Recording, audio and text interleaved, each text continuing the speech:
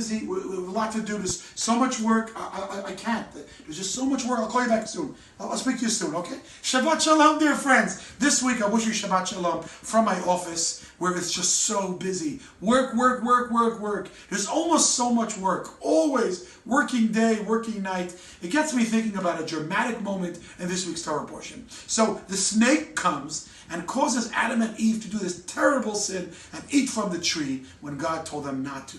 And now comes punishment time. And God tells the snake, your punishment is that from the dust of the earth you shall eat. But to Adam, his punishment is that he will have to work extremely hard to make a living. Whenever you're really working hard and you feel like it's never enough in order to get from your paycheck and make a living, Adam's the one to blame. But I never understood.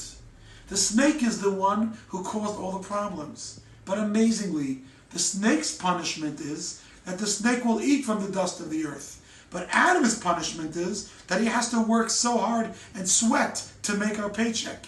It seems like we, the humans, got a much worse punishment than the snake.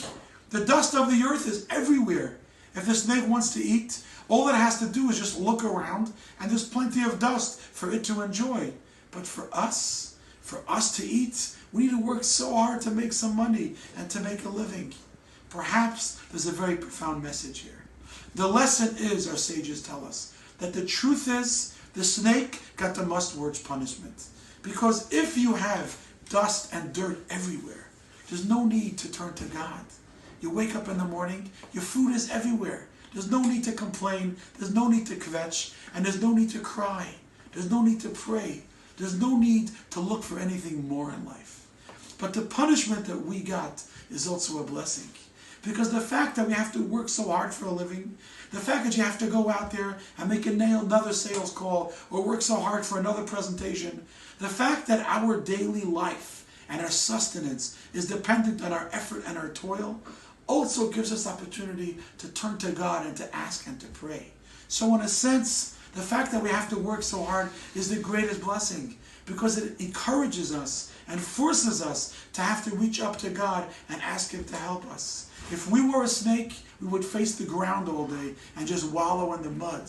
But thankfully, because we are humans, we are given the challenge to work hard, which also gives us the opportunity to turn to God and to pray and to ask for more.